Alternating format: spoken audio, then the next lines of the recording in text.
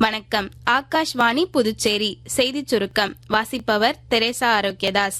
India செயற்கை நுண்ணறிவு தாக்க உச்சி மாநாட்டில் பங்கேற்க புதுடெல்லி வந்துள்ள Spain, Finland, Serbia, Croatia, Estonia, Bhutan மற்றும் கஜகஸ்தான் ஆகிய நாட்டு தலைவர்களை பிரதமர் திரு நரேந்திர மோடி இன்று சந்திக்க உள்ளார்.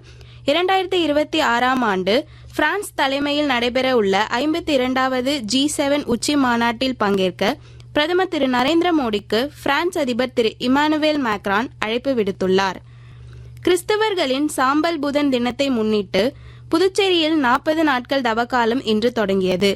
இதையொட்டி புதுச்சேரியில் உள்ள பல்வேறு தேவாலயங்களில் சிறப்பு திருப்பலிகள் நடைபெற்றன. இந்நிகழ்வில் ஏராளமான கிறிஸ்தவர்கள் கலந்து கொண்டனர்.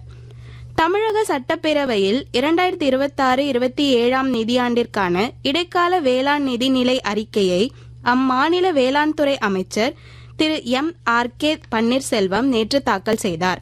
வேளாண் காடுகள் கொள்கை விரைவில் வெளியிடப்படும் என்றும் அந்த பட்ஜெட்டில் தெரிவிக்கப்பட்டுள்ளது.